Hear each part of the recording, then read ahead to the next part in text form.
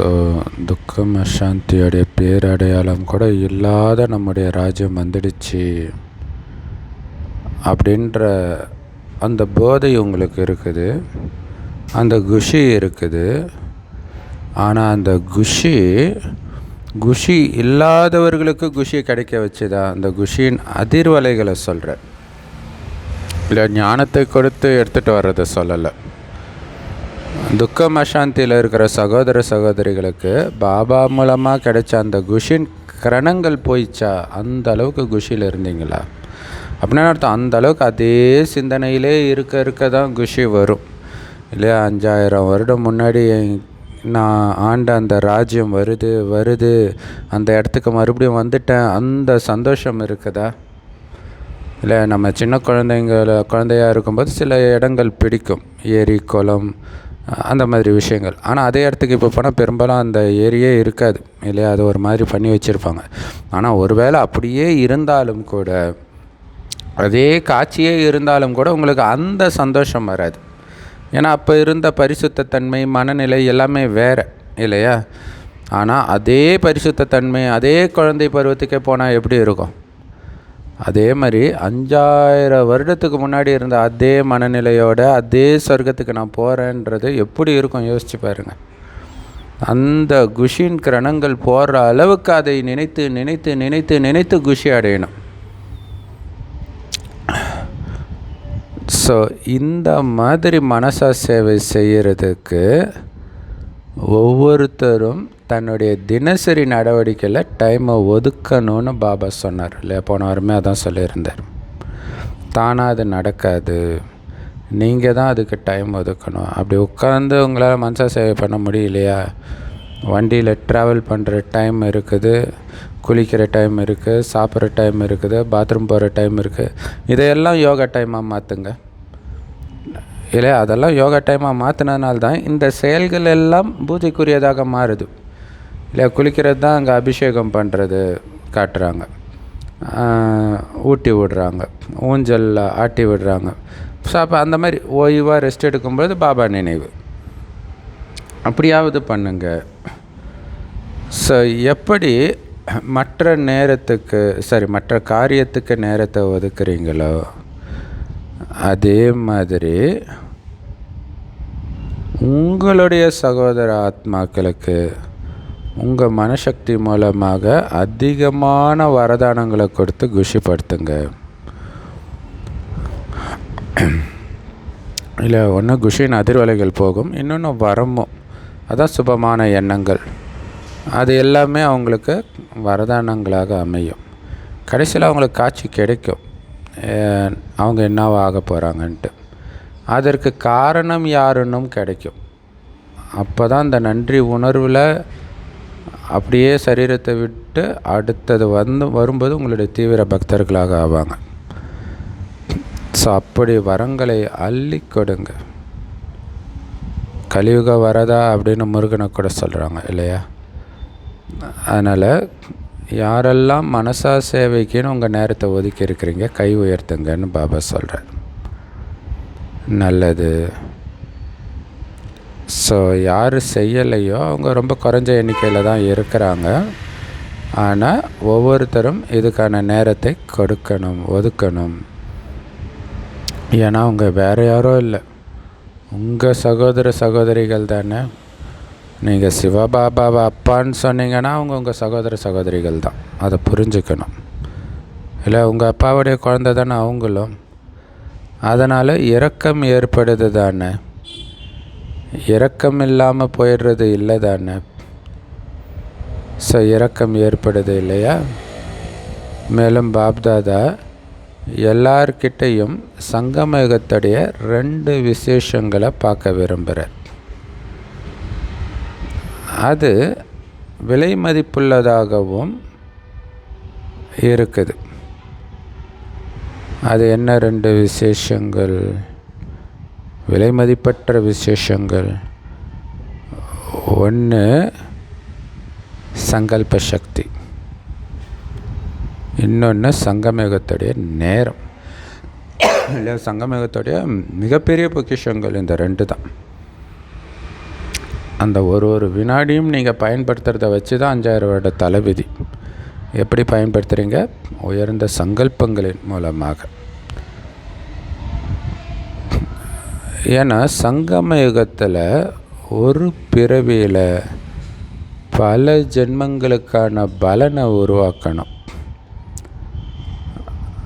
அதனால் இன்றைக்கி பாப்தாதா பார்க்குறாரு, நிறைய பேருக்கு சுத்தமான சங்கல்பங்கள் ரொம்ப கம்மியாக இருக்குது, ஆனால் வீணான சங்கல்பங்களும் வந்துக்கிட்டே இருக்குதுன்றார் இல்லையா? சுத்தமான சங்கல்பங்கள் அது ரொம்ப கம்மியாக தான் வருது, ஆனால் வீண் எண்ணங்கள் அது பாட்டுக்கு இஷ்டத்துக்கு ஊற்றெடுத்து வருது. ஸோ அதான் பாபா சார், விலை மதிப்பில்லாத இந்த ஒரு ஜென்மத்தில் வீணான சங்கல்பங்களை முடிச்சிடுங்க. மிகப்பெரிய எதிரி அது வீணான சங்கல்பங்கள், அதை முடிச்சிடணும்.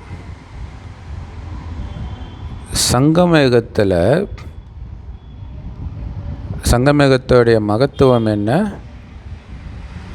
ஒவ்வொரு நொடியிலும் ஒவ்வொரு அடியிலும் பல கோடி மடங்கு பாக்கியத்தை சம்பாதிக்கிற நேரம்.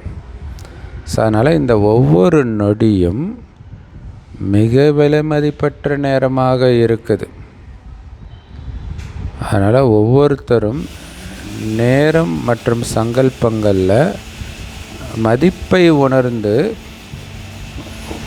ஒவ்வொரு நொடியையும் ஒவ்வொரு சங்கல்பத்தையும் வெற்றி அடைய செய்யுங்கள். ஸோ ஒவ்வொரு நொடியையும் ஒவ்வொரு சங்கல்பத்தையும் ஈஸ்வரிய சேவையில், மனச சேவையில் பயன்படுத்துறதன் மூலமாக பல ஜென்மத்துக்கு அதோடைய பலனை நீங்கள் அனுபவிக்கிறீங்க. அதே மாதிரி தான் ஸ்தூல செல்வத்தை கூட இந்த ஈஸ்வரிய சேவையில் பயன்படுத்துறதன் மூலமாக பல ஜென்மங்களுக்காக அது உங்களுக்கு சேமிப்பாகுது. அதனால் இந்த 2 விஷயங்கள்லையும் கவனம் கொடுத்து வெற்றி மூர்த்தி ஆகுங்க. பாப்தாதா ஒவ்வொரு குழந்தைக்கும் இன்றைக்கி விசேஷமான வரதானம் கொடுக்கிறார். ஒவ்வொரு குழந்தையும் இன்னையிலிருந்து தன்னை டென்ஷன் இல்லாமல் ஆக்கிக்க முடியுமா? இன்னையிலேருந்து அட்டென்ஷன் வைங்க. டென்ஷன் இல்லாமல் பாப்தாதா எப்பெல்லாம் குழந்தைங்களை, அதாவது டென்ஷன் இல்லாமல் இருக்கணும் அப்படின்னு இன்னையிலேருந்து அட்டென்ஷன் வைங்க. பாப்தாதா எப்பெல்லாம் குழந்தைங்களை டென்ஷனில் பார்க்குறாரோ அப்போ நினைக்கிறாராம், இப்போ இந்த குழந்தையோடைய ஃபோட்டோ எடுத்து வைக்கணும், அப்போ நாளைக்கு காட்டும்போது அவங்களே புரிஞ்சுக்குவாங்க, ஐயோ நான் என்னவா ஆகிட்டேன்னு. இல்லை இப்போ நியூஸ் சேனல்லாம் நிறையா அந்த மாதிரி கோபப்பட்டு ஏதோ பண்ணுறதெல்லாம் சிலர் வீடியோ எடுத்து போட்டுடுறாங்க நியூஸில். அப்போ அதை பார்க்கும்போது அவங்களுக்கே அசிங்கமாக இருக்கும், சே நம்ம இப்படி நடந்துருக்கிறோமேன்ட்டு இல்லையா? அப்படி தான் பாபாவும் சொல்கிறார், அதை ஃபோட்டோ எடுத்து வைக்கணும், அதை காட்டுனா பின்னாடி நீங்கள் புரிஞ்சுக்குவீங்க நான் எவ்வளோ மோசமாக ஆகிட்டேன் அப்படின்னு. பாப்தாதா குழந்தைங்களை மனதை வென்றவர்களாக, உலகை வென்றவர்களாக ஆகிறத தான் பார்க்க விரும்புகிறார். டென்ஷன் மனசில் தானே வருது, அப்போ மனதை நீங்கள் வெல்லலைன்னு அர்த்தம் இல்லை? அது கண்ட்ரோலில் நீங்கள் போயிடுறீங்க, அப்போ மனசுக்கு அடிமையாயிடுறீங்கன்னு அர்த்தம். நீங்களும் ராஜா, சுயராஜ்ய அதிகாரிகள் தானே நீங்கள். மனம் உங்களுடையது தானே. மனதுக்கு நீங்கள் எஜமானரா அல்லது மனம் உங்களுக்கு எஜமானரா? என்ன சொல்கிறீங்க? முழு நாளும் என் மனம்னு தானே சொல்கிறீங்க. அப்போ மனம் எஜமானர் இல்லை தானே. என்னுடைய மனம்னா என்னோடய அடிமன் தானே அர்த்தம். ஸோ யார் தைரியம் வைக்கிறாங்களோ அவங்களுக்கு பாபாவுடைய வரதானம் ரொம்ப ஈஸியாக கிடைக்குது. என்ன வரதானம்? அட்டென்ஷன் வைத்து டென்ஷனை நீக்குங்கள். டென்ஷன் இல்லாமல் இருக்கணுன்றதில் அட்டென்ஷன் வைங்கன்றார். அதுக்கு தைரியம் வைங்க, கவனம் வைங்க, இல்லையா? பாபாவுடைய வரம் கிடைக்கணும்னா தைரியமும் வேணும், கொஞ்சம் கவனமும் வைக்கணும். பாபாவுடைய வரதானத்துடைய உதவியை அனுபவம் செஞ்சு பாருங்கள். இல்லை, பாபா வரதானமாக எனக்கு இதை கொடுத்துருக்கிறாருன்னு நீங்கள் நினைச்சாலே அந்த உதவி உங்களுக்கு அனுபவம் ஆகும். அதான் பாபா சொல்லல, மேரா பாபான்னு சொன்னோன்னே அந்த செகண்ட் நான் அங்கே இருப்பேன்ற மனசுலேருந்து நான் யாரோட குழந்தை தெரியுமான்னு நினச்சிங்கன்னா அந்த உதவி உங்களுக்கு அனுபவம் ஆகும். பழைய பலகீனம் உங்களை டிஸ்டர்ப் பண்ணாது, பலகீனமான எண்ணங்கள். ஸோ அப்படி பாபாவுடைய வரதானத்தின் உதவியை அனுபவம் செஞ்சு பாருங்கன்றார். அதுக்கு என்ன பண்ணணும்? அந்த வரதானத்தில் கவனம் வைக்கணும். உதாரணத்துக்கு பீஷ்ம பிதாமகருக்கு மரணத்தை வென்றவன் அப்படின்ற வரத்தை அவங்க லௌகிக அப்பா கொடுக்குறார்.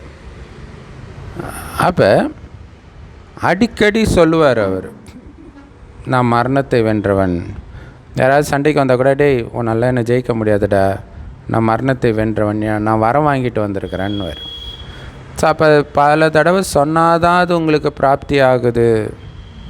அது ரொம்ப முக்கியமான விஷயம் இல்லையா? பல தடவை நீங்கள் எதை சொல்கிறீங்களோ அதுவாகவே ஆகுறீங்க. எண்ணம் போல் வாழ்வுன்னுவாங்க இல்லையா? ஸோ அப்போ இந்த வரதானத்துடைய உதவியை அனுபவம் செஞ்சு பாருங்கள். எல்லாருடைய முகத்தை பார்க்கும் பொழுது எப்படி தெரியுது, எப்படி காட்சியளிக்குது? டென்ஷனே இல்லாமல், தாமரை மலருக்கு சமமாக அல்லது மலர்ந்த ரோஜா மலருக்கு சமமாக இருக்குதுன்றார். இப்போ இல்லை, எப்போவுமே அப்படி இருக்கணும் இல்லை? பாபா முன்னாடி இருக்கும்போது குழந்தைங்களுடைய முகம் அப்படி தான் இருக்கும். ஆனால் எப்பவும் இருக்குதா? ராமருடைய சொத்தை அபகரித்து அவங்க அப்பாவும் அம்மாவும் துரத்துறாங்க இல்லை? தான் உலகத்திலே அதிகமாக நேசித்த 2 பேர் தனக்கு துரோகியாக மாறுறாங்களேன்ற அந்த பதற்றம் இல்லாமல் சிரிச்ச முகம் மாறாமல் போகிறார். எனக்கு துறவு வாழ்க்கை தான் பிடிச்சிருக்குதுன்னு எங்கள் அப்பாவுக்கு தெரிஞ்சு எனக்கு அந்த கிஃப்டை கொடுக்குறாருன்னு சொல்லிட்டு போகிறார். எவ்வளோ பெரிய விஷயம் இல்லையா? ஸோ அப்படி இருக்கக்கூடிய முகம் தானே பிடிக்கும். எந்த நேரமும் வாடி இருக்கிறவங்கள பிடிக்குமா? இல்லை, ஒரு சிலர் அழகாகவே இருப்பாங்க, ஆனால் சோர்ந்தே இருப்பாங்க. அப்போ அழகாக இருந்தாலும் அவங்கள பிடிக்காது யாருக்கும், அப்படியே வாடின முகத்தோடு இருப்பாங்க. ஒரு சிலர் பெருசாக அழகாக இருக்க மாட்டாங்க, ஆனால் சிரித்த முகத்தோடு இருப்பாங்க, அவங்கள தான் எல்லாருக்கும் பிடிக்கும். ஸோ அந்த மாதிரி மலர்ந்த ரோஜா மலருக்கு சமமாக இருக்கணும்.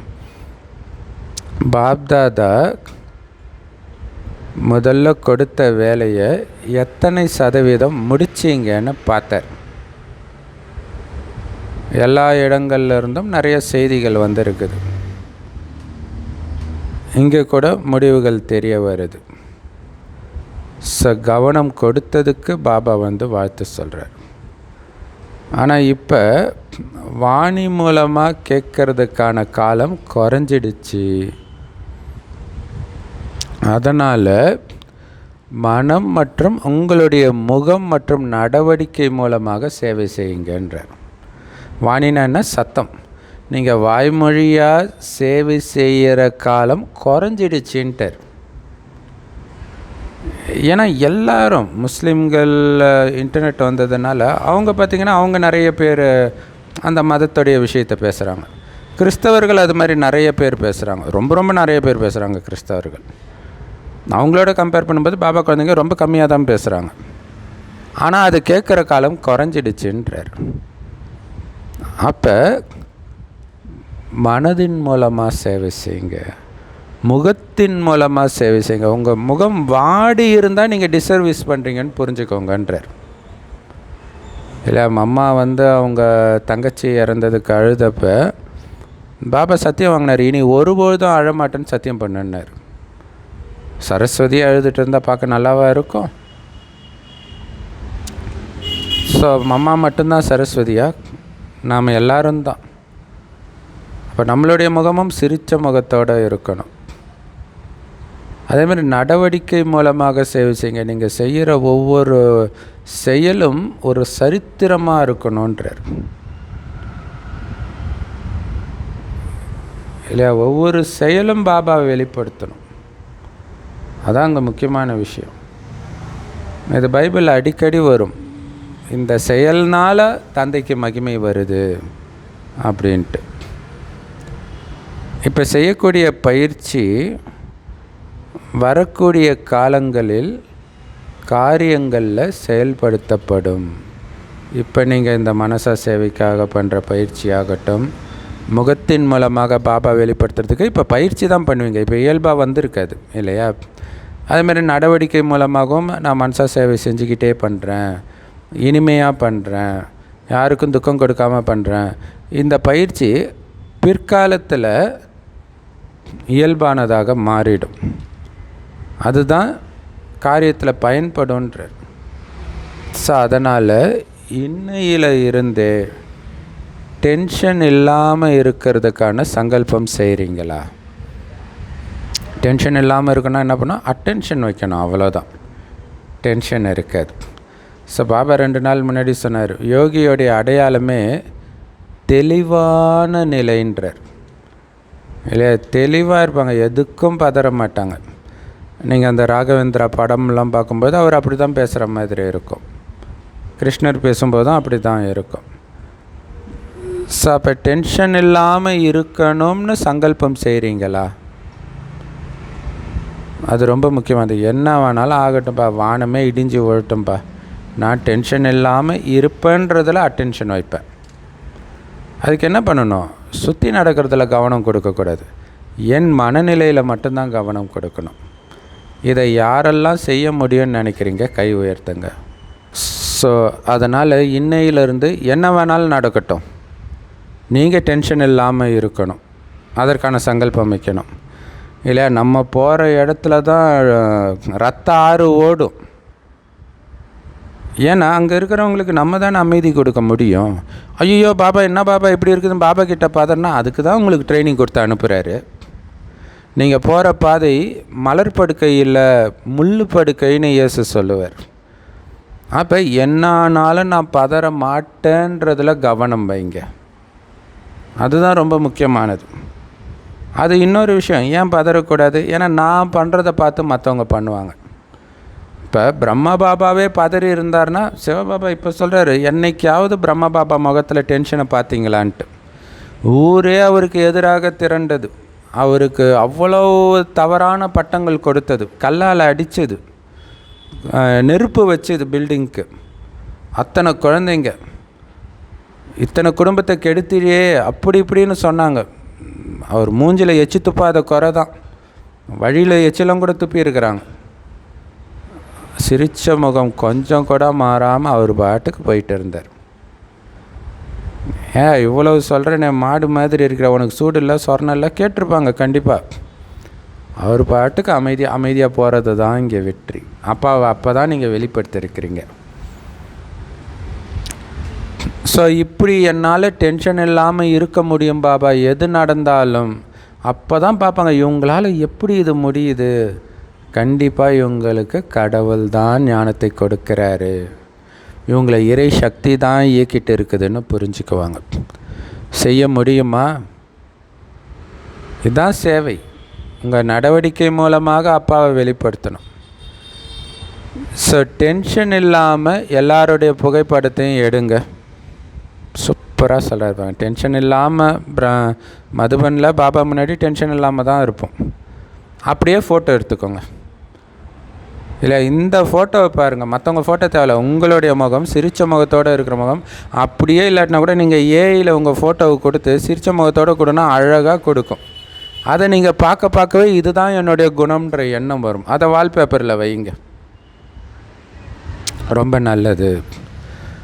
அதனால் சூழ்நிலையின் காரணமாக நிறைய பேர் டென்ஷனில் இருக்கிறாங்க. கேட்டால் என் சூழ்நிலையே அப்படி இருக்குதுன்னு சொல்கிறாங்க. பாபா சொல்கிறாரு, இன்றைய காலத்தில் உலகத்தில் டென்ஷன் அதிகமாக தான் ஆகிட்டு இருக்குது, இன்னும் அதிகமாக தான் ஆகும். கடைசியில் ரத்த ஆறு ஓடுமே, அப்போ என்ன பண்ணுவீங்க?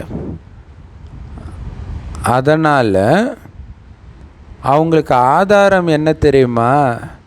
உங்களுடைய டென்ஷன் இல்லாத அனுபவம், டென்ஷன் இல்லாத நடவடிக்கை, டென்ஷன் இல்லாத முகம், இதுதான் உங்களுக்கு ஆதாரமூர்த்தியாக ஆகுன்றார். அவங்களுக்கு முன்னாடி ஆதாரமூர்த்தி இதை பார்க்கும்போது அவங்களுக்கு மனசு வந்து சொல்கிறாங்க இல்லையா, அப்படியே அந்த முருகனை பார்த்துக்கிட்டே இருக்கணும் போல் இருக்குதுன்ட்டு. அதை குறிப்பாக அந்த குழந்தை முருகனை பார்க்கும்போது தான் அதை சொல்லுவாங்க. அந்த மாதிரி உங்களுடைய முகமும் நடவடிக்கையும் மாறணும் இல்லையா. கொஞ்சம் இல்லை, நான் சும்மா உங்ககிட்ட பார்க்க வந்தேன், நீங்கள் எதுவுமே சொல்ல தேவையில்ல, உங்கள் பக்கத்தில் இருந்தாலே போதுன்ட்டு வருவாங்க கடைசியில். ஒருவேளை இன்றைய உலகத்தில்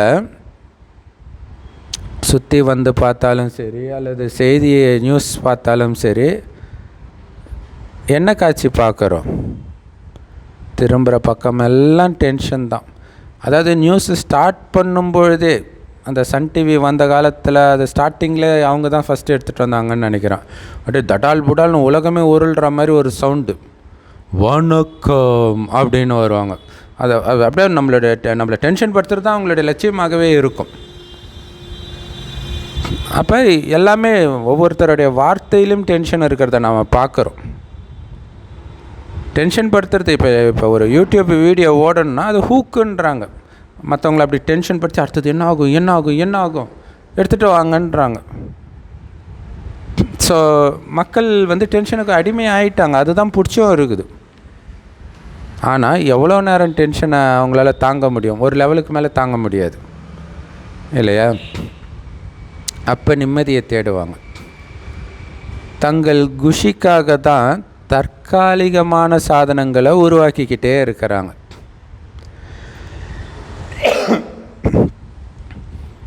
சாமி பாட்டு கேட்குறது அல்லது ஏதோ ஒன்று தங்களை சந்தோஷப்படுத்திக்கிறதுக்கு, சினிமா பாட்டு, இளையராஜா மியூசிக்கு அப்படி இப்படின்னு கேட்டால் அது எனக்கு சந்தோஷத்தை கொடுக்குது அப்படின்னு. எப்படி மேலதிகாரி திட்டும்போது இளையராஜா பாட்டை கேட்க முடியும்? அந்த நேரம் என்ன பண்ணுவீங்க? ஸோ அதனால் டென்ஷனில் இருக்கிறவங்களுக்கு முன்னுதாரணமாக உங்களை நீங்கள் வெளிப்படுத்தும்போது அவங்களுக்கு நீங்கள் உதவி செய்கிறவங்களா தென்படுறீங்க இல்லை. அதாவது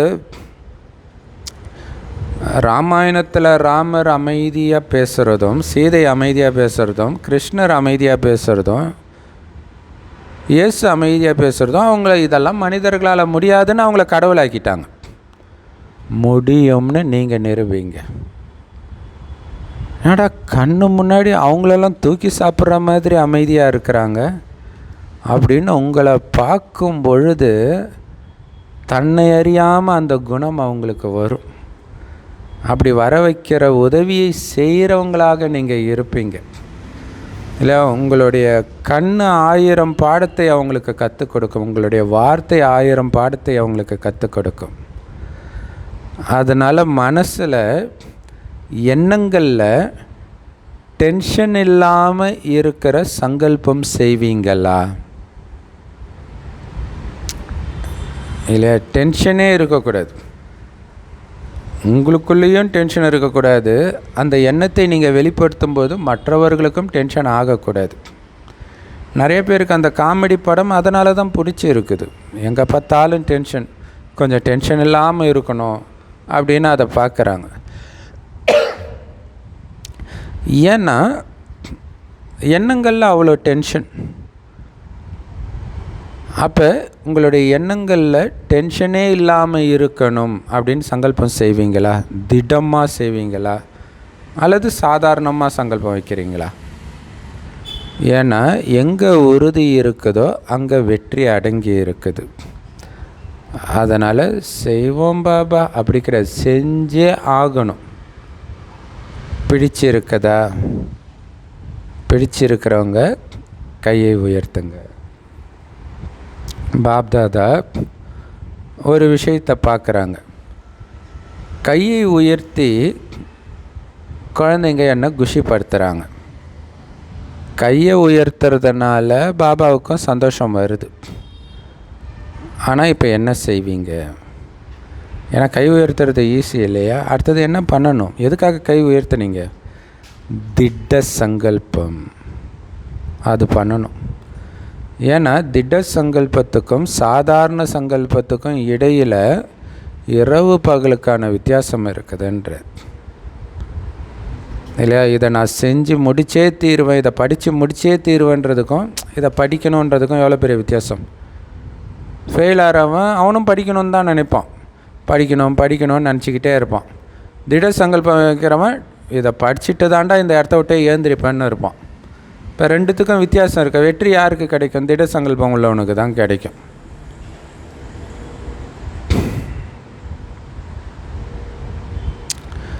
ஸோ அதனால் நீங்கள் செய்வீங்க, ஆனால் செஞ்சே ஆகணும் இப்போவே. அதான் ரொம்ப முக்கியம். ஸோ இந்த வருடத்துடைய பாப்தாதா மிலனுடைய கடைசி நாள் இது. அதனால் அடுத்த பாப்தாதா சந்திப்பில் ஒவ்வொரு சின்ன சென்டராக இருந்தாலும் சரி, பெரிய சென்டராக இருந்தாலும் சரி, இடையில் போதுமான நேரம் இருக்குது. ஏன்னா இந்த வருஷத்துக்கான டர்ன் முடிஞ்சிடுச்சு, இதோட அடுத்த வருஷம்தான், 6 மாதம் கழிச்சு தான். அதனால் நிறையவே உங்களுக்கு டைம் இருக்குது. அதனால் எந்த சாக்கு போக்கும் சொல்லாமல் நிவாரண ஸ்வரூபத்தை பார்க்க விரும்புகிறேன், காரண ஸ்வரூபத்தை பார்க்க விரும்பலை. சொல்யூஷன் என்ன இல்லையா? என்னானாலும் அமைதியாக டென்ஷன் இல்லாமல் இருக்கிறதுக்கு நான் என்ன பண்ணணும்? ஏற்றுக்கணும், அவ்வளோதான். ஒன்றுமே பண்ண முடியாது, ஏற்றுக்கணும். உதாரணத்துக்கு ஒரு சகோதரியுடைய மகன் அவ்வளோ வாழ்த்தனம் பண்ணுவான். அவனை பார்த்தாலே நமக்கு டென்ஷன் ஆகும். அப்போ அவங்கக்கிட்ட கேட்குறோம், எப்படி உங்களால் அமைதியாக இருக்க முடியுது அப்படின்ட்டு. அப்போ அந்த சிஸ்டர் சொல்கிறாங்க, நானும் ஆரம்பத்தில் இப்படி கத்திட்டு தான் இருந்தேன் பிரதர், அதுக்கப்புறம் ஒன்றும் முடியல, நம்ம உடம்பும் தாங்கலை, நிறைய வியாதி வந்துடுச்சு, அதனால் கம்முன்னு இருந்துட்டேன், முடிஞ்சு போச்சு. அதுக்கு பேர் தான் சாகிறதுன்றது, உயிரோடு இறக்கிறதுன்றது. உயிரோடு இருந்துட்டால் நீங்கள் எதுவுமே பண்ண மாட்டீங்கல்ல. உயிரோடு இருக்கிற வரைக்கும் தானே நான் இதை பண்ணுறேன் அதை பண்ணுறேன், தெம்பு இருக்கிற வரைக்கும் தானே. அப்போ இப்போவே இறந்துட்டதாகவே நினைங்க, உடம்பே இல்லை, அப்போ என்ன பண்ணுவீங்க? அப்போ அமைதியாக தானே இருப்பீங்க. ஸோ அதுதான் சொல்யூஷன், மர்ஜீவா வாழ்க்கை. ஸோ அந்த நிவாரண ஸ்வரூபத்தை, மர்ஜீவா ஸ்வரூபத்தை தான் பாபா பார்க்க விரும்புகிறாங்க. அதனால் எவ்வளவு ஊக்க உற்சாகம் இருக்குது. பிராமண பரிவாரத்தில் டென்ஷனுடைய பேர் அடையாளம் கூட இருக்கக்கூடாது. எந்த பாபா குழந்தைங்கக்கிட்டையும் டென்ஷனே இருக்கக்கூடாது இல்லையா. ஒரு சிலர் என்ன, ரஜினிகாந்த் அவர்களுக்கெல்லாம் ஞானம் கொடுத்தா எப்படி இருக்கும்?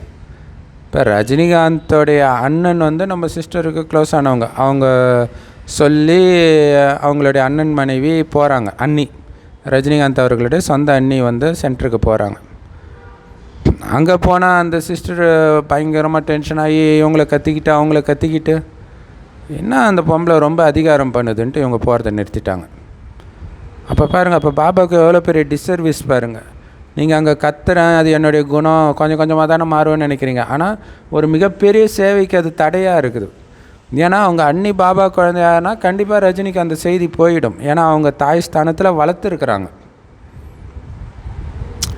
ஸோ அப்போ ரொம்ப கவனமாக இருக்கணும் இல்லையா. நீங்கள் உங்கள் வாயிலிருந்து வர ஒரு வார்த்தையும் உங்களை சுற்றி இருக்கிறவங்களுக்கு நாளைக்கு வெளிப்படுத்தும். ஆமாம், இவங்க ரொம்ப அமைதியாக இருந்தாங்க, எங்கள் ஆஃபீஸில் தான் இருந்தாங்க, எங்கள் வீட்டுக்கு பக்கத்தில் தான் இருந்தாங்க, அவ்வளோ அமைதியாக இருப்பாங்க, அவங்கள பார்த்தாலே பார்த்துக்கிட்டே இருக்கணும் போல் இருக்கும் அப்படின்னு சொல்லணும். அதுதான் உண்மையான சேவை இல்லையா. வாய்மொழியாக செய்கிற சேவையுடைய வாய்ப்பெல்லாம் ரொம்ப கம்மியாயிடுச்சுன்றார். ஏன்னா இன்றைக்கி கேட்குறதுக்கு எவனும் தயாராக இல்லை. அதனால் டென்ஷனுடைய பேர் அடையாளம் கூட உங்கள் முகத்தில் இருக்கக்கூடாது, வார்த்தையில் இருக்கக்கூடாது, மனசுலேயே இருக்கக்கூடாது. முடியும் தானே? ஒவ்வொருத்தரும் உங்களுக்கு நீங்களே கேளுங்க, முடியுமா? ஸோ இந்த மகிழ்ச்சியான செய்தியைத்தான் பாபா கேட்க விரும்புகிறார்.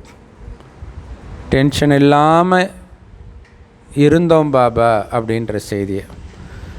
ஸோ எல்லோருமே அப்படி தான் இருக்கணும்னு விருப்பம் வைக்கிறாங்கன்றத பாப்தாதா பார்க்குறாங்க.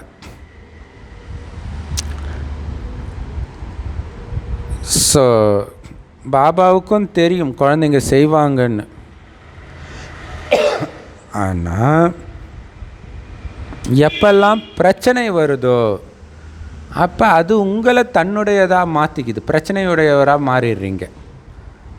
இல்லை, பிரச்சனையை உங்கள் காலுக்கு அடியில் வச்சுருக்கணும். அதனால தான் நீங்கள் நடராஜர் சிலை, இன்னும் நிறைய அம்மன் சிலை காலுக்கு கீழே பார்த்திங்கன்னா அசுரன் இருப்பான்.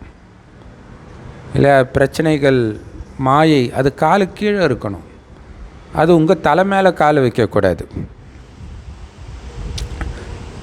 ஸோ அப்போ ஆசைப்படுறாங்க டென்ஷன் இல்லாமல் இருக்கணுன்ட்டு. ஆனால் பிரச்சனை வரும்போது பிரச்சனையின் வசமாகி டென்ஷன் ஆகிடுறீங்க. பிறகு இனிமையான வார்த்தை சொல்கிறீங்க, ஆமாம் இந்த மாதிரி நடக்கத்தானே செய்யும், நம்ம முயற்சியாளர் தானே, மாயா வரதானே செய்யும் அப்படின்னு ரொம்ப இனிமையாக பாபாக்கிட்டே சொல்கிறீங்க. எல்லா காரணங்களுக்கும் நீங்கள் ராஜாவாகிடுறீங்க.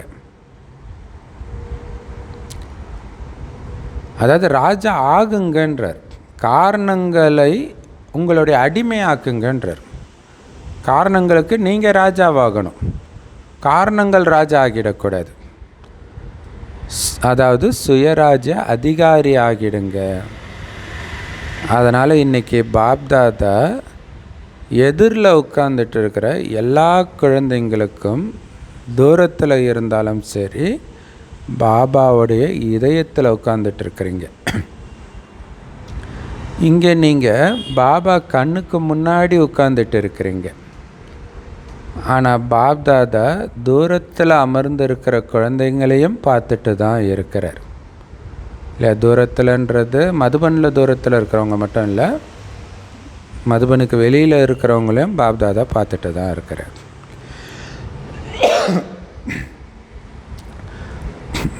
மதுபனில் கூட இன்றைய நாட்களில் சின்ன சின்ன கீதா பாடசாலைகள் உருவாகிட்டு இருக்கிறத பாப்தாதாவுக்கு தெரிய வருது. ஸோ வந்திருக்கக்கூடிய தரையில் உட்கார்ந்துட்டு இருக்கக்கூடிய குழந்தைங்களுக்கும் பல்வேறு இடங்களில் அமர்ந்துட்டு இருக்கிற குழந்தைங்களுக்கு அனைத்திற்கும் முதல்ல தன்னுடைய அன்பு நினைவுகளை பாப்தாதா கொடுக்குறாங்க. இன்றைக்கி சாந்தி வனத்தில் 28,000க்கும் அதிகமான சகோதர சகோதரிகள் வந்திருக்கிறாங்க. பாப்தாதா குழந்தைங்களுக்கு சின்ன கஷ்டம் வர்றதை பார்க்குறாரு. ஆனாலும் இல்லை, சின்ன சின்ன கஷ்டம் இருக்க தான் செய்யும். ஆனாலும் அமைதியாக தூங்குறதுக்கு 3 அடி நிலம் கிடைச்சிருக்குது தானே. ஏன்னா பட்டத்து ராணி ஆகி இருக்கிறீங்க. இங்கே 3 அடி நிலத்தில் தூங்குறீங்க, ஆனால் பட்டத்து ராணி ஆகுறீங்க. அந்த மாதிரி குழந்தைங்களுக்கு பாப்தாதா விசேஷ அன்பு நினைவுகளை கொடுக்குறார். நல்லது. இன்றைக்கி முதல் முறையாக பாப்தாதாவை சந்திக்கிறதுக்கு மதுபனுக்கு வந்த குழந்தைங்களை எழுந்திரிக்க சொல்கிறார். முதல் முறையாக பிராமண பரிவாரத்தில் வந்திருக்கிற குழந்தைங்களுக்கு பாப்தாதா தன்னுடைய தரப்பில் இருந்தும் பிராமண குடும்பத்தின் சார்பில் இருந்தும் நிறைய வாழ்த்துக்களை கொடுக்கிறார். ஏன்னா ரொம்ப லேட்டாக வந்தாலும் வந்துட்டீங்க, பாப்தாதா மற்றும் குடும்பத்தை பார்த்துட்டீங்க. பாப்தாதா புரிஞ்சுக்கிறார். நீங்கள் விரும்பினா இன்று வந்தவர்களுக்கு விசேஷ வரதானம் இருக்குது. அதாவது உள்ளபூர்வமாக நீங்கள் விரும்பினா, அதாவது நீங்கள் விரும்பினாதான் அந்த வரம் வேலை செய்யும். அது என்னது? கடைசியில் வந்தாலும் தீவிர வேகத்தில் போய் முன்னேறி ஃபஸ்ட்டு வர முடியும், கடைசியில் வந்த குழந்தை கூட. ஸோ நம்ம எல்லாருமே அப்படி தான் இல்லையா? ஆத்மாக்களாகிய உங்கள் எல்லார்கிட்டையும் பாப்தாதாவுடைய அன்பும் பரிவாரத்துடைய அன்பும் இருக்குது. எல்லோரும் உங்களுக்கு சகயோகியாக ஆவாங்க, ஸ்நேகமும் கொடுத்து உங்களை முன்னேறி செல்ல வைப்பாங்க. அதனால் இங்கே வரக்கூடியவர்களுக்கு முன்னேறி போகிறதுக்கான வாய்ப்பு ட்ராமாவில் நல்ல முறையில் கிடைச்சிருக்குது. இந்த முழு பரிவாரமும் எங்கேருந்து வந்திருந்தாலும் உங்களுக்கு சகயோகி ஆவாங்க. நீங்களும் சகயோகிகளாக ஆகணும். நல்லது. சேவை ராஜஸ்தான் மற்றும் போபால் ஜோனுக்கானது. அந்த டைம் ராஜஸ்தான் பூமி பிரம்மா பாபாவுக்கு ரொம்ப ரொம்ப பிடித்த பூமி. நம்ம ஹெட் குவார்ட்டர்ஸே அங்கே தான் இருக்குது இல்லையா? ராஜஸ்தானில் தான் மதுபனே இருக்குது.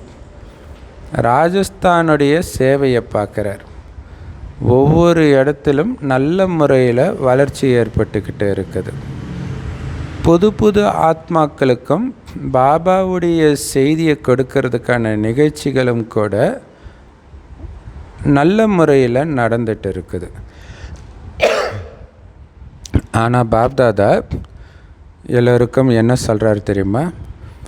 ஒவ்வொரு சேவை நிலையமும் யக்ய ஸ்நேகி வாரிசுகளுக்கான குழுவை உருவாக்கணும்.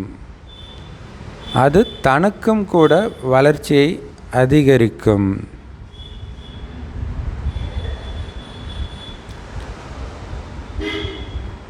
மற்றவர்களையும் யக்ய ஸ்நேகிகளாக உருவாக்கும்.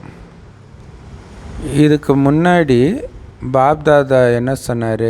யக்ய ஸ்நேகி, சேவா ஸ்நேகி மற்றும் வெற்றி அடைவதில் முன்னேறக்கூடியவர்களில் அதிகரிச்சிட்டு இருக்கிறாங்க அப்படின்னு சொன்னார் இல்லையா? நிறைய யக்ய ஸ்நேகியாக, யக்யத்தின் மீது அன்பு கொண்டவர்களாக, சேவையின் மீது அன்பு கொண்டவர்களாக இருக்கிறவங்க வெற்றி அடைஞ்சிட்டு இருக்கிறாங்கன்னு பாபா சொன்னார். நல்லது. செய்தி கொடுக்குற காரியத்தில் ஒவ்வொருத்தரும் ஊக்க உற்சாகத்தில் இருக்கிறீங்க. இப்போ பாப்தாதா என்ன பார்க்க விரும்புகிறாருன்னா, சுயத்திலும் சரி சேவையிலும் சரி ரெண்டுத்துலேயும் சமநிலை வகிக்கக்கூடியவர்களாக உங்களை பார்க்க விரும்புகிறார். வெறும் சேவை மட்டும் செஞ்சுட்டு பாபாவை நினைக்கிறதே இல்லைன்னு இருந்துடக்கூடாது. வெறும் பாபாவை மட்டும் நினச்சிட்டு சேவையே பண்ணலைன்னு இருந்துடக்கூடாது. ஒவ்வொரு சென்டர்லேயும் ரொம்ப அதிகமாக முன் வரணும் சேவை செய்கிறதுக்கு. வெறும் சேவை மட்டும் இல்லை. ஏன்னா இப்போ சுயமாற்றம் செய்கிறது கூட உங்களுக்கு நேரம் அதிகமாக இல்லை, ரொம்ப கம்மியாக தான் இருக்குது. ஸோ அதனால் சுய சேவையோடு சேர்த்து மற்றவர்களுக்கு சேவை இருக்கணும். ஒவ்வொரு சேவா கேந்திரத்திலும் எல்லாருமே தடைகளற்றவர்களாகவும் இருக்கணும். டீச்சர்கள் மட்டும் இல்லை, முழு வகுப்பே தடைகளற்றவர்களாக இருக்கணும். மற்றும் சுயமாற்றத்திற்கான கவனம் கொடுப்பவர்களாகவும் இருக்கணும். இல்லை, தடைகளற்றவர்களாகவும் இருக்கணும், சுயமாற்றத்துக்கான கவனம் கொடுப்பவர்களாகவும் இருக்கணும். ஸோ அதனால் இதை அதிகப்படுத்துங்க. இல்லை, தன்னை மாற்றிக்கிறதுல, தெய்வீக குணமுடையவர்களாக உங்களை மாற்றிக்கிறதுல கவனம் கொடுங்க. ஒவ்வொருத்தருடைய வார்த்தையும் கேளுங்க. மேலும் அவங்களுக்கு ஊக்கம் உற்சாகத்தின் சிறகுகளை உருவாக்குங்க. நம்மளால முடியுமா, லேட்டாக வந்திருக்கிறோன்னுவாங்க, விகாரத்தை விட முடியலன்னுவாங்க, கோபத்தை விட முடியலன்னுவாங்க. அதெல்லாம் முடியும், நான் கூட அப்படி தான் இருந்தேன் ஆரம்பத்தில் அப்படின்னு உங்களுடைய உதாரணத்தையோ அல்லது இதுக்கு முன்னாடி இருந்தவங்களுடைய உதாரணத்தையோ சொல்லி ஊக்க உற்சாகத்தின் சிறகுகளை உருவாக்குங்க. அப்போ பாப்தாதாவுக்கு தடைகளற்ற சென்டர்களின் செய்தியை கொடுக்க முடியும். மற்றபடி பாப்தாதா பார்க்குறாங்க, ராஜஸ்தானும் முன்னேறி சென்று கொண்டிருக்கிறது, வளர்ச்சி அடைஞ்சிக்கிட்டே இருக்கும். ஒவ்வொரு குழந்தையும் முன்னேறி செல்வதற்கான வாழ்த்துக்களை பாபா கொடுக்கிறார். நல்லது. அடுத்தது போபால் ஜோன். நல்லது. இந்த ஜோன் கூட தங்களது மாற்றம் மற்றும் சேவையினுடைய வளர்ச்சியில் நல்லா முன்னேறிட்டு இருக்குது. பாப்தாதாவுக்கு சந்தோஷமாக இருக்குது. ஒவ்வொரு குழந்தையும் சுயத்துக்கான திட்டங்களை, அதை இல்லையா, தன்னை மாற்றிக்கிறதுக்கான திட்டங்களை உருவாக்கிட்டு இருக்கிறாங்க. மேலும் நடைமுறையிலும் கொண்டுட்டு வராங்க. அந்த திட்டத்தை நடைமுறைப்படுத்துகிறாங்க. பாபாவுடைய சுப ஆசை என்ன அப்படின்னா, நீங்கள் சதா முன்னேறிக்கிட்டே இருக்கணும். இல்லை, பின்னாடி வந்துடக்கூடாது, ஒரே இடத்துல நிற்கவும் கூடாது, முன்னேறி போய்கிட்டே இருக்கணும். ஸோ ஒவ்வொரு ஜோன்லேயும் இப்போ உற்சாகம் இருக்கிறதா பாப்தாதா பார்க்குறாங்க.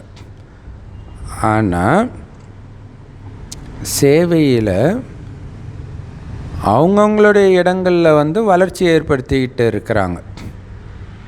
அதுக்கு பாப்தாதா முன்கூட்டியே வாழ்த்துக்கள் கொடுக்கிறார். வளர்ந்துக்கிட்டே இருங்க, பறந்துக்கிட்டே இருங்க, இல்லையா? பறக்கும் கலையில் இருங்க, மற்றவர்களையும் பறக்க வச்சுக்கிட்டே இருங்க.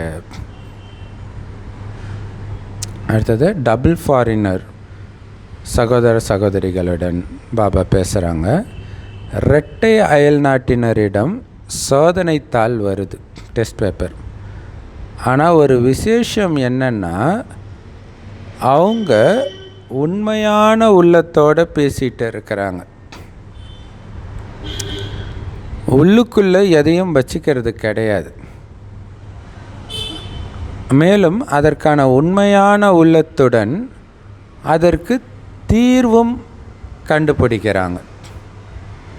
ஸோ அது ரொம்ப முக்கியம் இல்லையா? அவங்களுக்கு உண்மையிலே என்ன பிரச்சனை வருது அதையும் பார்க்குறாங்க. அந்த பிரச்சனைக்கான சொல்யூஷன் என்ன அதையும் கண்டுபிடிக்கிறாங்க. ஸோ அதனால் பாப்தாதா அதை பார்த்து சந்தோஷம் அடைகிறார். அந்த உண்மையான உள்ளத்தை அப்படியே ஏற்றுக்கிறார். அதுதான் முக்கியமான விஷயம் இல்லையா? பாப்தாதா உண்மையான உள்ளத்தில் திருப்தி அடைவார். பாபாவை குஷிப்படுத்தணுன்னா நீங்கள் உண்மையாக இருங்க பாபா கிட்ட. எதையும் மறைக்காதீங்க. பாபா, நான் இந்த தப்பு பண்ணிட்டேன், இதிலேருந்து வெளியில் வரணும், ஹெல்ப் பண்ணுங்கள். டக்குன்னு முரளியில் சொல்லிடுவார் அதுக்கான பதில். ஸோ குழந்தைங்களுடைய நல்ல முடிவுகளை பார்த்து பாபா வாழ்த்து கொடுக்குறாரு, வரதானமும் கொடுக்குறார். எப்பவும் முன்னேறிக்கிட்டே இருக்கிறீங்க. டீச்சர்களும் நல்ல முறையில் முயற்சி செஞ்சிட்டு இருக்கிறாங்க. பாப்தாதாவுக்கு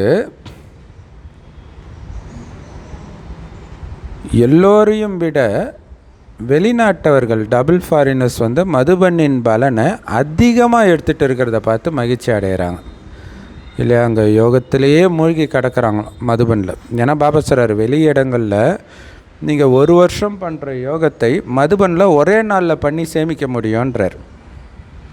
ஸோ அதை சூப்பராக பயன்படுத்திக்கிறாங்க ஃபாரினர்ஸு அப்படின்னு பாபா சொல்கிறார்.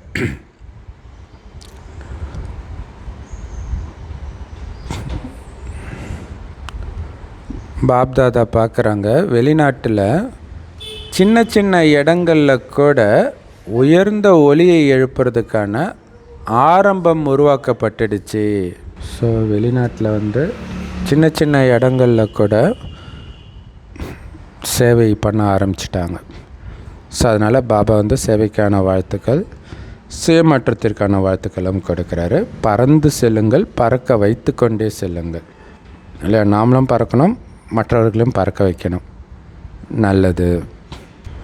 நாலாபுரத்திலும் இருக்கிற உள்நாட்டு குழந்தைங்களும் வெளிநாட்டு குழந்தைங்களுக்கும் புருஷார்த்தத்தில் ஈஸியாக முன்னேறதுக்கும் மற்றவர்களை முன்னேற்ற வைக்கிறதுக்கும் பாபா வாழ்த்து கொடுக்கிறார். இப்போ வரக்கூடிய நேரத்துக்காக பாப்தாதா வழிகாட்டி இருக்கிறார். அதாவது தீவிர புருஷார்த்தியாகி ஒரு நொடியில் முற்றுப்புள்ளி வைக்கிறதுக்கான பயிற்சி ரொம்ப ரொம்ப அவசியமாக இருக்குதுன்றார். 1 செகண்டில் முற்றுப்புள்ளி வச்சிடணும், அதான் ரொம்ப ரொம்ப முக்கியமான விஷயம் இல்லையா? என்ன வேணாலும் நடக்கும் இல்லையா? பாபா அம்மா சேர்த்தாலும் அல்வா சாப்பிட்னா என்ன அர்த்தம்? அம்மா சேவறதுன்றது சாதாரண விஷயம் கிடையாது. அப்போ நிறைய நினச்சி பார்த்தாடுவாங்களே, 1 செகண்டில் முற்றுப்புள்ளி வச்சிடணுன்றார். ஸோ அதுதான் தீவிர புருஷார்த்தம்ன்றது.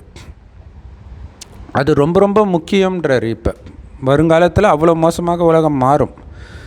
ஸோ அதனால் பாபா சொல்கிற இந்த அறிவுரையை சாதாரணமாக எடுத்துக்காதீங்க, மிகச்சாதாரணமாக எடுத்துக்காதீங்க. திடீர்னு ஏதாவது ஏற்படும் இல்லையா? திடீர்னு நம்ம நடுத்தெருவுக்கு வர வேண்டியதாகிடும். அப்போ என்ன பண்ணுவோம்? இப்போ இயற்கையை வென்றவர் ஆகலைன்னா, ஐயோ இதெல்லாம் எனக்கு பிடிக்காதேன்னா என்ன பண்ணுவோம்? அதான் ரியாலிட்டி. ஸோ அப்போ திடீர்னு எது வேணாலும் நடக்கும். அதுக்காக பாபா சுபாஷை என்ன தெரியுமா வைக்கிறாரு? ஒவ்வொரு குழந்தையும் பாபா கூடவே இருந்து பிரம்மா பாபாவோடு சேர்ந்து ராஜ்யம் பண்ணணும். சிவபாபா சாட்சியாளர் ஆகிடுவார், சத்தியுகத்துக்கு வரமாட்டார் இல்லையா? ஸோ அப்போ பாப்தாதாவுக்கு துணைவர்களாக ஆகணும்னா பாப்தாதாவுக்கு சமமானவர் ஆகணும். அதுதான் இங்கே முக்கியமான விஷயம் இல்லையா? கடைசியில் வந்தால் பாப்தாதா கூட போக முடியுமா, பிரம்மா பாபா கூட போக முடியுமா? நிறைய பேர் டவுட்டு. நிறைய பேருக்கு இப்படி ஒரு இதெல்லாம் இருக்குது. கலியுகத்து கணக்கு தூக்கி சத்தியுகத்தில் போட்டுருவாங்க. கலியுகத்தில் யாருக்கெல்லாம் கணக்கு வழக்கம் இருக்குதோ அடுத்தடுத்த ஜென்மத்தில் ஒன்றா பிறகுனால இப்போ யாருக்கெல்லாம் கணக்கு வழக்கம் வச்சுக்கிறோம், அதுக்காக என்ன அவசியம்? பிரம்மா பாபாட்டையும் அம்மாக்கிட்டையும் போய் கணக்கு வழக்கம் இப்போ வைக்க முடியும்? அப்படி கிடையாது. அவங்களுக்கு சமமான அவங்க கூட நம்ம இருப்போம். அதுதான் அங்கே விஷயமே இல்லையா?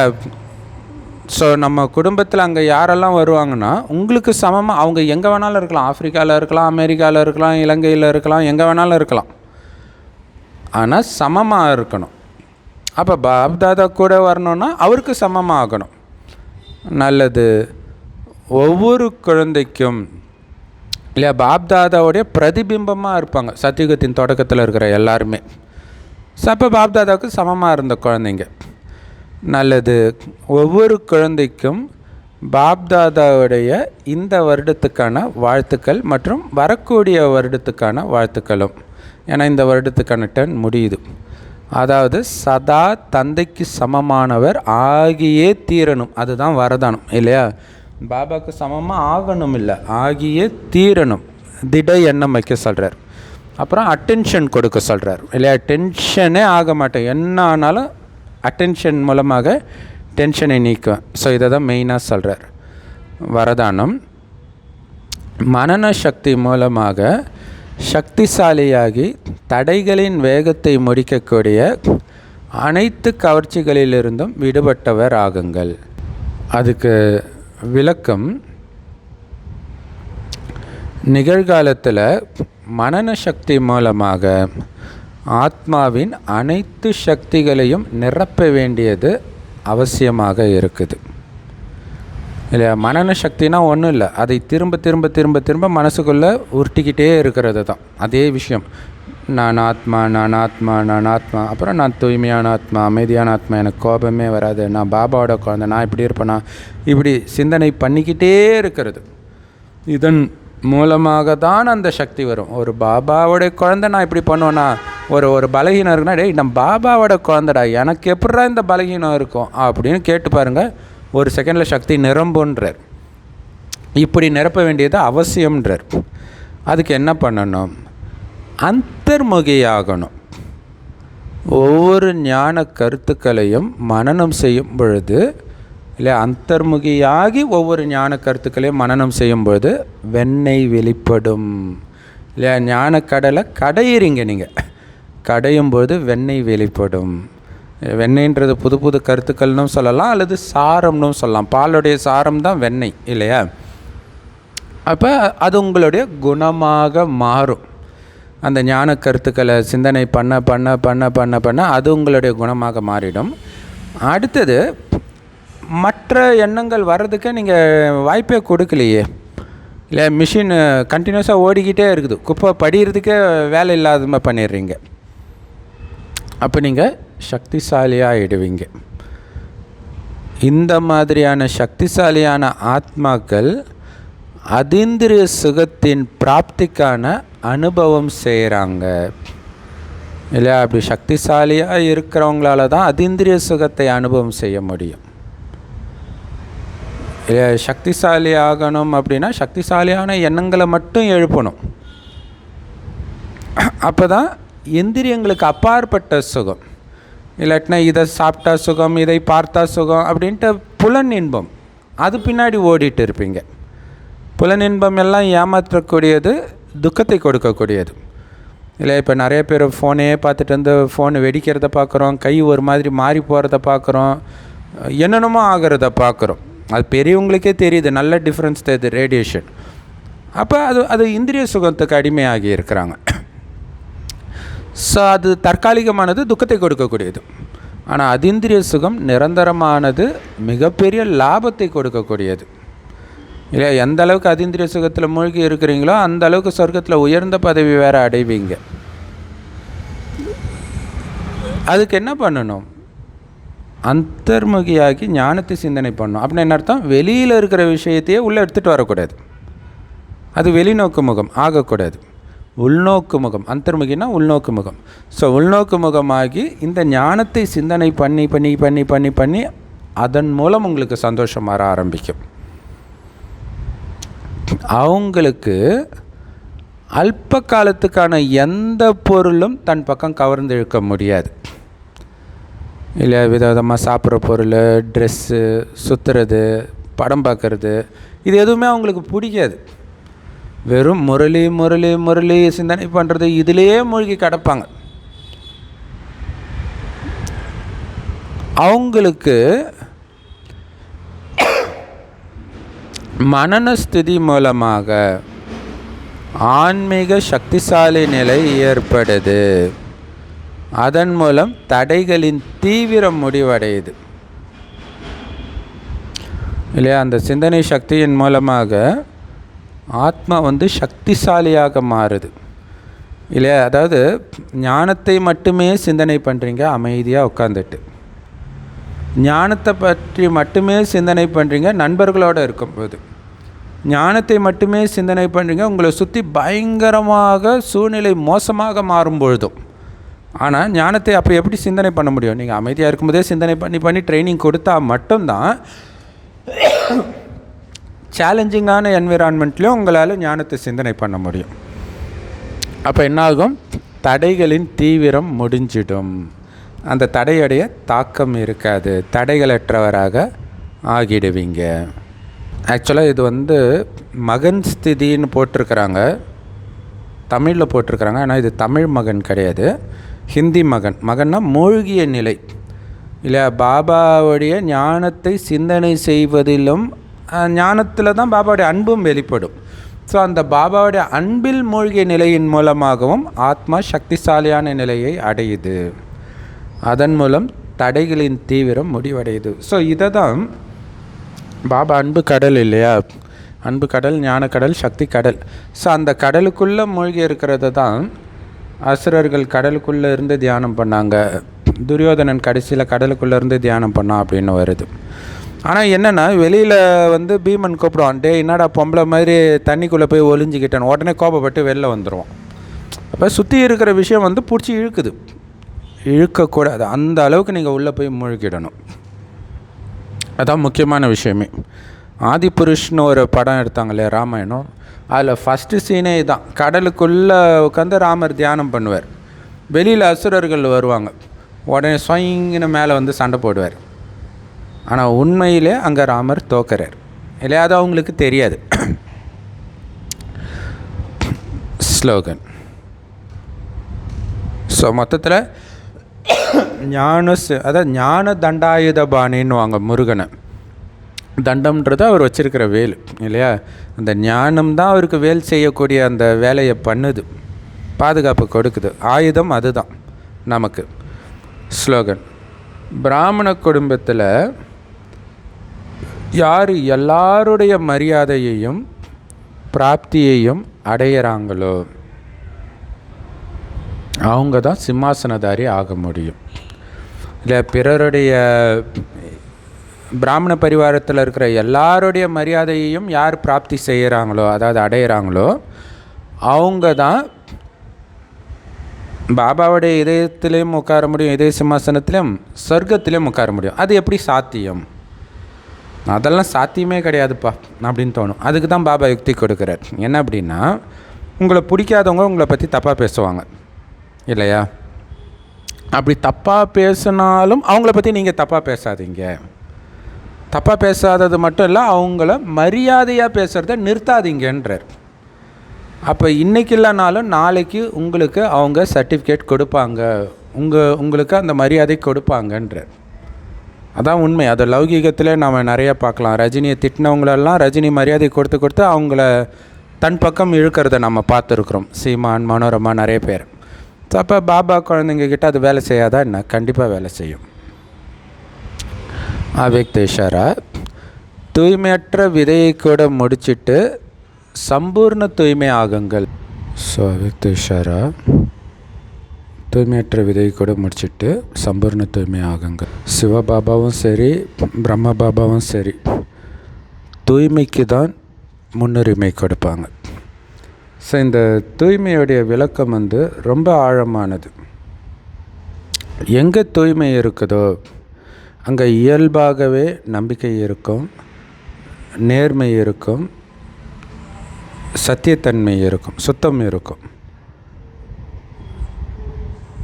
ஸோ சம்பூர்ண தூய்மை அப்படின்னா அழுக்கான விஷயங்கள் உங்களுடைய மனதையோ புத்தியையோ கனவுல கூட தொடாது. அதுக்கு பேர் தான் சம்பூர்ண தூய்மை. அதுக்கு பேர் தான் உண்மையான வைஷ்ணவன்னு சொல்லப்படுது அப்படின்னு சொல்கிறார். ஸோ செம powerful Murli. Love you Bapdada. Thank you Bapdada. குஷியாக இருங்க, கிளர்ச்சியாக இருங்க.